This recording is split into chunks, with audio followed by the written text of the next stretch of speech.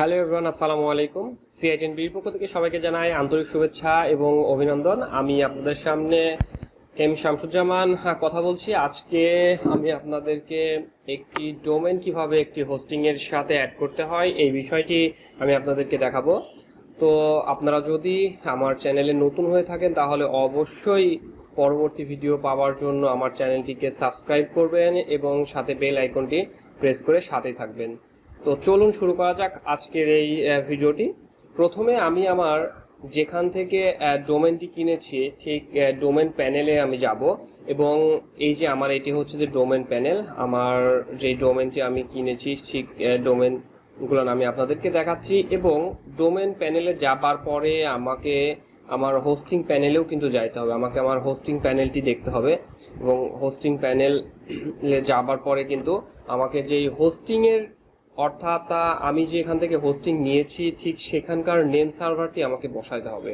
তো প্রথমে আমি আপনাদেরকে ডোমেনটা দেখাই এবং ডোমেন আমি হচ্ছে এই ডোমেনটি হচ্ছে অ্যাড করব আমার হোস্টিংয়ের সাথে। প্রথমে আমি ম্যানেজে গেলাম, ম্যানেজ থেকে আমি ম্যানেজে যাবার পরে আমাকে এখানে যেই ডিএনএস অ্যাড্রেসটি আছে অর্থাৎ আমাকে যে আমার নেম সার্ভারটি রয়েছে এই নেম সার্ভারটি প্রবেশ করতে হবে।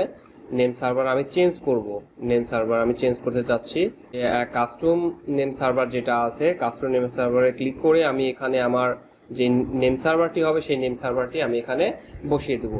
আমি যেহেতু হোস্টিংগারের একটি নেম সার্ভার ব্যবহার করছি অর্থাৎ হোস্টিংগারে আমি আমার ডোমেনটি অ্যাড করতে চাচ্ছি, তাই আমি হচ্ছে হোস্টিংগার প্যানেলে গেলাম। হোস্টিংগার প্যানেল থেকে আমি প্রথম থেকে আসি আপনাদের সুবিধার জন্য।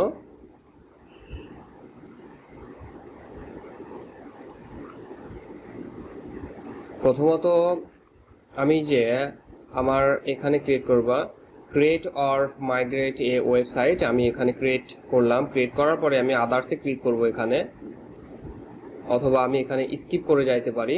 স্কিপ করে নেব। প্রথমে স্কিপ করার পরে ক্রিয়েট এ নিউ ওয়েবসাইট, আমি মাইগ্রেট করছি না, আমি এখানে নতুন একটি ওয়েবসাইট এখানে অ্যাড করছি, যেই কারণে আমাকে ক্রিয়েট এ নিউ ওয়েবসাইট এখানে যাইতে হবে।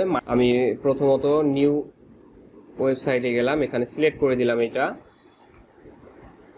আমি এটাকেও স্কিপ করব কারণ এখানে আমার কোনোটাই প্রয়োজন, আমি স্কিপ করে গেট স্টার বাই ডোমেন। আমার যেহেতু কেনা আছে অলরেডি তাই আমি বাই ডোমেনে না গিয়ে যেহেতু কেনা আছে আমি সিলেক্ট এখানে ক্লিক করব।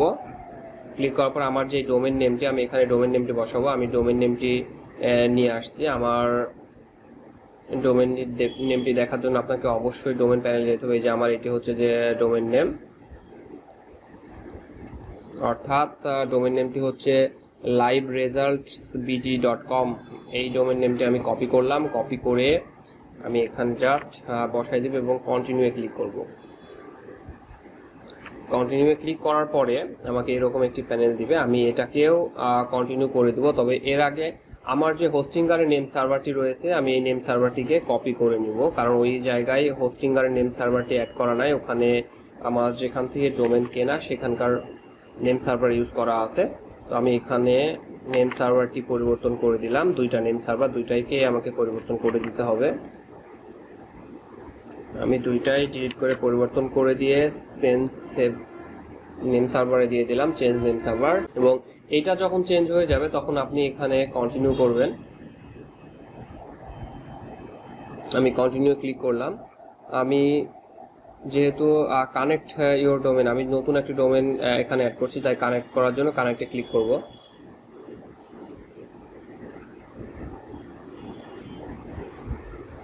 আমার হোস্টিং যে প্রোভাইডারের নাম আছে আমি সেখানে লিখে দেবো। আমার এখান থেকে GoDaddy, হোস্টিংগার, তারপরে নেমচিপ, কোনোটাই নাই, এই জন্য আমি আদার্সে ক্লিক করব। আমি চাইলে এখানে আমার যে কোম্পানির কাছ থেকে হোস্টিং নেওয়া আছে এই কোম্পানির নামটি আমি দিতে পারি। আমি হচ্ছে হোস্ট সেবা থেকে নিয়েছি, যেই কারণে আমি এটা হোস্ট সেবার যে নামটা আছে আমি নামটা এখানে দিয়ে দিচ্ছি। আপনারা চাইলে দিতেও পারেন, যদি মনে করেন দেবো না তাও হবে। লেটস স্টার্ট ক্লিক করার পরে আমি কিন্তু এখানেও নেম সার্ভারটি বসানোর কথা বলছি। আমি কিন্তু নেম সার্ভারটি বসিয়েছি।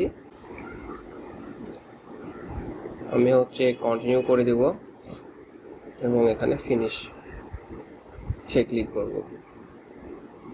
আমার কিন্তু অলমোস্ট এখানে দেখাচ্ছে, অর্থাৎ এটা আমার কানেক্ট হয়ে গেছে। আমরা একটু অপেক্ষা করলেই এটা দেখতে পাবো। আমাদের এই যে নেম সার্ভারটি কিন্তু এখানে বসে গেছে। আমরা এবার হোস্টিংগারে গিয়ে আমরা প্যানেলে যাব। জাস্ট প্রথমে আমরা প্যানেলে যাব, এখানে না, আমরা প্যানেলের উপরে ক্লিক করি। আমরা প্যানেল থেকে আমার যে ওয়েবসাইট, সেই ওয়েবসাইটের উপরে ক্লিক করব। আমি এখন অ্যাড করলাম এই যে লাইভ রেজাল্ট, এটার উপরে ক্লিক করব। এবং যেহেতু আমি এখানে ওয়ার্ডপ্রেস ইনস্টল করব, এটা ওয়ার্ডপ্রেস আপনি ইনস্টল করে দিলে কিন্তু কাজ শেষ হয়ে যাবে। অর্থাৎ আপনার যে ডোমেনটি সেটা কিন্তু